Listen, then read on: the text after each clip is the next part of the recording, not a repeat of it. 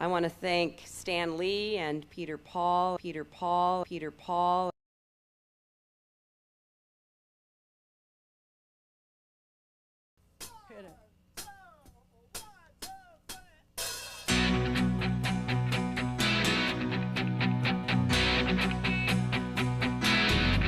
I could turn back time, if I could find a way, I'd take back those words that It was an extraordinary array of the leadership of the Democratic Party and A-list Hollywood. I'm a guy who's dealt with superheroes most of my life.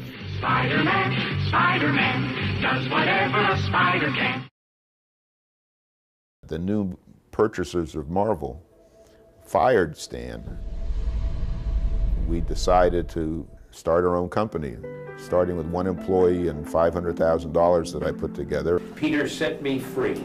Stan Lee, some big announcement he's making about the internet.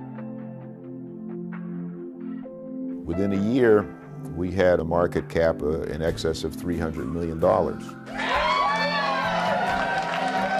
I decided, well, maybe I should reach out to Bill Clinton to work with us and be a rainmaker for the company when he left the White House. My first entrepreneurial venture was setting up a comic book stand and used comic books. I had 2 Foot Lockers full of them. I could accomplish my objective by becoming a major contributor to the party. I don't know about you, but I've been to 1 or 2 of these events. It's critical that we all chip in and contribute whatever we can. We want to thank you, and we're going to be there for you. That's great. It was great to see you. Look forward to working with you. Thank you. This has nothing to do with campaign contributions at all. How are you? Nice to see you again. I'm very glad to see you again. And I also want to thank Stan and Joan and Peter and Andrea for their support. My interest in supporting Hillary Clinton was specifically to hire Bill Clinton. I'm thrilled. You got me all jazzed up. And they concocted a big fundraiser for Hillary. This fundraiser in August 2000 in Los Angeles raised more than $1 million for then Senate candidate Hillary Clinton. I want to thank Stan Lee and Peter Paul. I had accomplished hiring a president of the United States to work with me when he left the White House.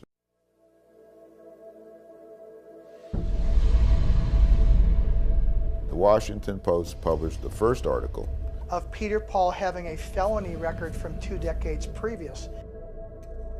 And that I didn't contribute any money to her campaign, and she vowed she wouldn't take any money from me. And her representatives, in making these false allegations, were lying on her behalf. The Clintons now had to pretend that they did not even know who Peter Paul was. Do you recall Mr. Paul? Do you recall working with him at all?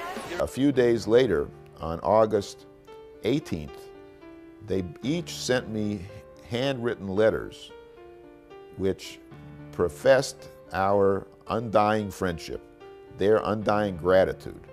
A full 2 weeks from the original story in which Hillary vowed never to take money from me, her finance director faxed me a request for $100,000.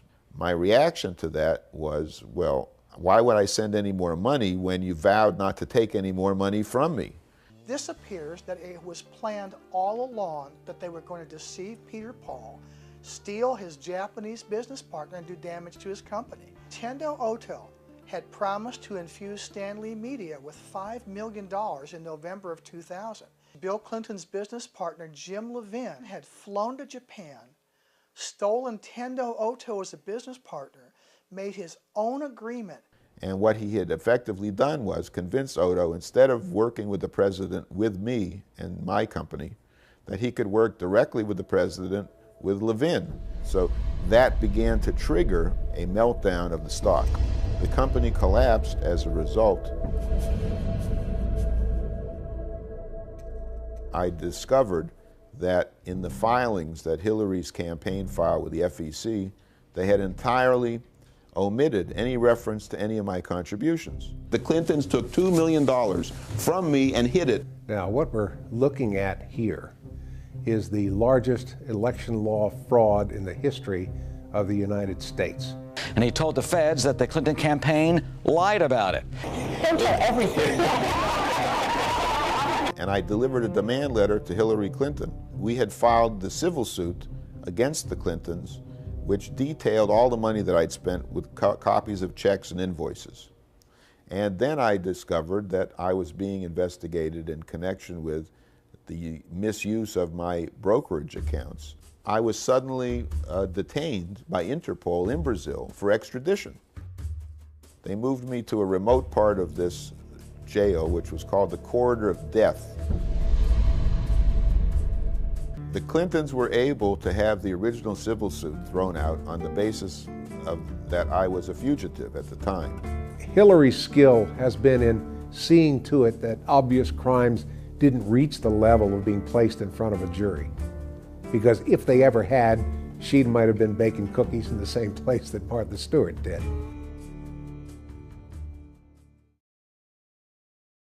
The court held that the case should proceed to trial. But clearly this could have implications for Mrs. Clinton's political future. Sure, this could have serious implications not just for her 2006 re-election campaign, but for 2008, where she's the front runner for the presidential nod. The chief of public integrity finally indicted David Rosen. The Fed's charging David Rosen with intentionally understating contributions for a Hollywood fundraising gala. Hillary Clinton's former chief fundraiser under fire for allegations of lying about the cost of a fundraiser put together on her behalf. The judge that officiated over the Rosen trial was appointed by the Clintons. The judge went out of his way, took every possible effort to make certain that everyone on that jury knew that Hillary Clinton had nothing whatever to do with what Mr. Rosen did. The whole idea was, we have to make sure that Hillary is completely out of this, and we have to make sure that Peter Paul is totally discredited. Senator Clinton has not been charged in the case. The media have not abrogated their responsibilities uniquely in the case of Hillary Clinton. They always have a tendency to fear power and to suck up to power. Hillary Clinton is not in the loop in any direct way. It would be very difficult to stretch fingerprints to the senator herself. I'd be amazed if there's any evidence directly. You're making an accusation. Can you prove it? How can you prove it? What proof do you have? Hillary Clinton called me in my office in July of 2000, and I started my video camera. Whatever it is you're doing, is it okay that I thank you? I think it's tremendous. No, you know what? We're having a good time trying to help out. Well, I'm very appreciative. It sounds fabulous. I got a full report from Kelly today when she got back and told me everything that you're doing, and it just sounds like it's going to be a great event. But I just wanted to call and personally thank all of you. I'm glad you were all together so that I could tell you how much this means to me, and it's going to mean a lot to the president, too. First of all, it shows that she had personal involvement and personal knowledge of the details of this gala. You hear her describing how she solicited a contribution by Cher. Therefore, she was soliciting an illegal contribution. So that, too, is a violation of the law. And the FEC law is quite clear. It is a felony, punishable by up to 5 years in jail, for a candidate to be directly involved in this sort of fundraising activity if it exceeds $25,000. And the FEC found that it exceeded $1.2 million. It's crime on tape, very simple. What we're seeing here is a corruption of the political process, a corruption of the electoral process. Hillary Clinton and her representatives have been able to squash investigations in all three branches of government. The corruption just seems to extend to everything.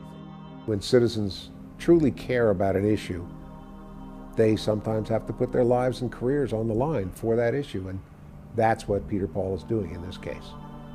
People will finally realize the threat posed by Hillary Clinton to this country and the rest of the world.